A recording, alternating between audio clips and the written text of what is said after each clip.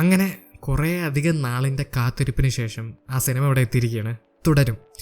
നമ്മുടെ മലയാളത്തിൻ്റെ സ്വന്തം the complete actor, the performer Mohanlal, അല്ലെങ്കിൽ നമ്മുടെ മലയാളത്തിൻ്റെ സ്വന്തം ലാലേട്ടൻ്റെ ഏറ്റവും പുതിയ സിനിമയാണ്. സംവിധായകൻ തരുൺ മൂർത്തി. ലാലേട്ടൻ്റെയോടൊപ്പം തന്നെ സിനിമയിൽ ശോഭന, ബിനു പപ്പു, അതുപോലെ മണിയമ്പിള്ള രാജു, അങ്ങനെ ഒരു നല്ലൊരു താരനിരയുള്ള ഒരു സിനിമ തന്നെയാണ് തുടരും. പക്ഷേ ഐ തിങ്ക് ഈ സിനിമ കാണാൻ പോകുന്ന എല്ലാവരും പ്രതീക്ഷിക്കുന്ന രണ്ട് കാര്യങ്ങളാണ്. ഒന്ന്, തരുൺ മൂർത്തി എന്ന് പറയുന്ന ഡയറക്ടറിൻ്റെ അടുത്തൊരു കിടിലൻ cinema.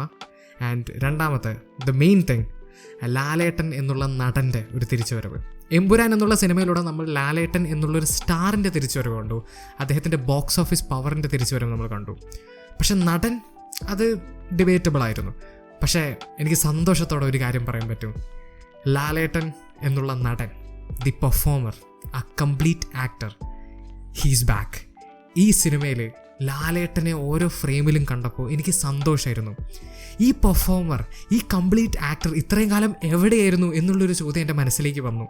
Is it because of the directors? Is it because of the scripts? I don't know. പക്ഷെ തരുൺ മൂർത്തി എന്ന് പറയുന്ന സംവിധായകന് നമ്മളെല്ലാവരും കാത്തിരുന്ന ലാലേട്ടനെ തിരിച്ചു കൊണ്ടുവരാൻ സാധിച്ചു. ഇതാണ് ഞാൻ കണ്ട ലാലേട്ടൻ, ഇതാണ് എൻ്റെ ലാലേട്ടൻ, ഇതാണ് മലയാളികളുടെ ഇഷ്ടപ്പെട്ട Lalettan. And I am so happy to see him in this movie. He's performance was outstanding എന്ന് പറഞ്ഞാൽ അത് ഒരു അണ്ടർസ്റ്റേറ്റ്മെൻ്റ് ആയിരിക്കും. ഓരോ കണ്ണ് അഭിനയിക്കുക എന്ന് പറയില്ലേ മാൻ, അത് ഈ സിനിമയിലുണ്ടായിരുന്നു. അത് അവസാനമായിട്ട് ഞാൻ മോഹൻലാലിൻ്റെ ഏത് സിനിമയിലാണ് കണ്ടെന്ന് ചോദിച്ചാൽ ദൃശ്യം 2 പ്രോബബ്ലി. ആ സിനിമയ്ക്ക് ശേഷമാണ് ഈ ഒരു സിനിമയിലായിരിക്കും കണ്ണ് അദ്ദേഹത്തിൻ്റെ അഭിനയിച്ചത്. അദ്ദേഹത്തിൻ്റെ ഓരോ ഫേസത്തെ ഓരോ ഭാഗങ്ങളും അതിൻ്റേതായിട്ടുള്ള രീതിയിൽ അഭിനയിക്കുകയായിരുന്നു. It's unbelievable his performance in this movie. And Mohanlal മാത്രമല്ല, ഈ സിനിമയിൽ അഭിനയിച്ച എല്ലാവരും. ശോഭനയും കിട്ടിയ റോള് വളരെ നന്നായി ചെയ്തു. മണിയമ്പിള്ള രാജു വളരെ കുറവ് റോളേ ഉള്ളെങ്കിൽ പോലും ആൾ നന്നായിട്ട് തന്നെ ചെയ്തു. അതുപോലെ ബിനു പപ്പു, എൻ്റെ പൊന്നോ, കിടിലൻ പെർഫോമൻസ്. പക്ഷെ മോഹൻലാലിന് ശേഷം എനിക്ക് എടുത്തു പറയേണ്ട ഒരു ആക്ടർ ഈ സിനിമയിലുണ്ട്. ഞാൻ ഗൂഗിളിലും IMDbയിലൊക്കെ തിരഞ്ഞു നോക്കി, ആളുടെ പേര് എനിക്ക് എവിടെയും കിട്ടിയില്ല. പക്ഷേ ഈ സിനിമയിൽ ജോർജ് എന്ന് പറയുന്ന ഒരു പോലീസ് ക്യാരക്ടർ പ്ലേ ചെയ്യുന്ന ഒരാളുണ്ട്.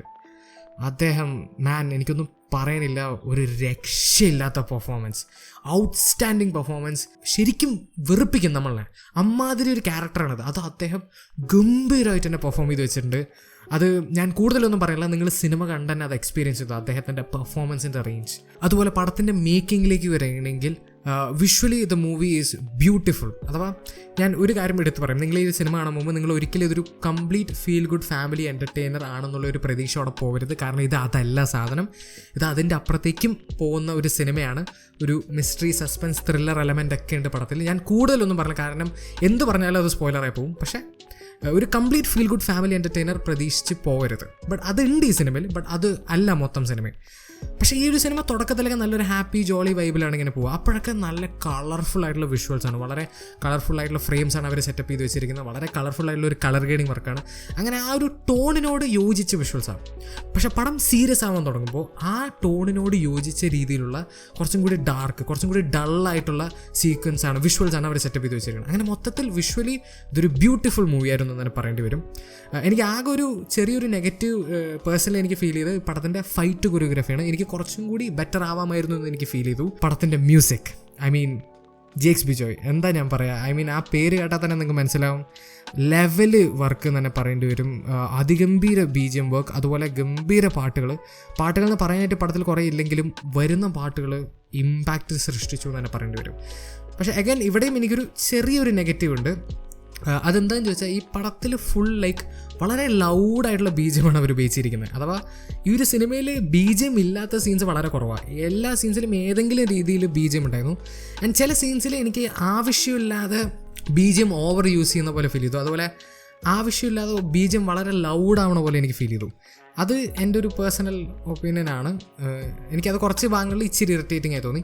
ഞാൻ BGM വർക്ക് മോശമാണെന്നല്ല പറയുന്നത്, ഗംഭീര വർക്ക് തന്നെ ചെയ്തു വെച്ചിരിക്കുന്നത്. ബട്ട് അതൊരു ചെറിയൊരു ഫ്ലോ ആയി തോന്നി. ചില സീൻസിൽ എനിക്ക് കുറച്ച് സട്ടിലായിട്ട് ചെയ്തെങ്കിൽ കുറച്ചും കൂടി നന്നായെന്ന് എനിക്ക് ഫീൽ ചെയ്തു. അതുപോലെ ഈ പടത്തിൽ കുറേ സീനുകളുണ്ട്, കുറേ മൊമെൻറ്റ്സ് ഉണ്ട്, അതുപോലെ കുറേ റെഫറൻസ് ഉണ്ട്. സീനുകളെന്ന് പറഞ്ഞാൽ ഈ പടത്തിൽ കുറേ അഥവാ പഴയ കാല മോഹൻലാലില്ലേ, അഥവാ ചിരിച്ചും കളിച്ചും നടക്കുന്ന, കുസൃതി കാണിച്ച് നടക്കുന്ന ആ ക്യാരക്ടേഴ്സിനെയൊക്കെ ഓർമ്മ വരുത്തുന്ന രീതിയിൽ കുറേ സീനുകൾ ഈ പടത്തിലുണ്ട് മോഹൻലാലിൻ്റെ. അതുപോലെ കുറേ അതിഗംഭീര എലവേഷൻ സീക്വൻസസ് ഉണ്ട്. മാൻ, അൾട്ടിമേറ്റ് റൊമാൻറ്റിഫിക്കേഷൻ ആയിരുന്നു. നിങ്ങൾക്ക് ഈ ഒരു പടം ഒരു ഹൗസ്ഫുൾ തിയേറ്ററിൽ മോഹൻലാൽ ഫാൻസിൻ്റെ ഇടയിൽ നിന്ന് കാണാൻ പറ്റുമെങ്കിൽ അത് മിസ് ചെയ്യരുത്. അതൊരു വേറെ ലെവൽ അനുഭവം തന്നെയായിരുന്നു. ഒരു രക്ഷയുണ്ടായില്ല. ഈ പടം ഫസ്റ്റ് ഷോ കണ്ടത് ഐ ആം സാറ്റിസ്ഫൈഡ് മാൻ. ഞാൻ എന്തായാലും ചെയ്തത് നല്ലൊരു കാര്യമെന്ന് എനിക്ക് ഫീൽ ചെയ്തു. അതുപോലെ എടുത്തു പറയേണ്ട ഈ പടത്തിലുള്ള റെഫറൻസുകളാണ്. ഇതൊരു കംപ്ലീറ്റ്ലി മോഹൻലാലിന് വേണ്ടിയിട്ടുള്ള മാത്രം ഒരു ട്രിബ്യൂട്ടായിട്ട് എനിക്ക് തോന്നിയില്ല. സിനിമ എന്ന് പറയുന്ന മീഡിയത്തിന് വേണ്ടിയിട്ടുള്ളൊരു ട്രിബ്യൂട്ടായിട്ട് തോന്നി. കാരണം ഈ സിനിമയിൽ മോഹൻലാലിൻ്റെ മാത്രമല്ല, മറ്റുള്ള സിനിമകളോ ക്യാരക്ടേഴ്സോ ഡയലോഗ്സിൻ്റെ റെഫറൻസ് മാത്രമല്ല ഉള്ളത്. ഇതിൽ മമ്മൂട്ടിയുടെ സിനിമകളുടെയും ഡയലോഗ്സിൻ്റെയും ഡാൻസിൻ്റെ വരെ റെഫറൻസ് ഉണ്ട്.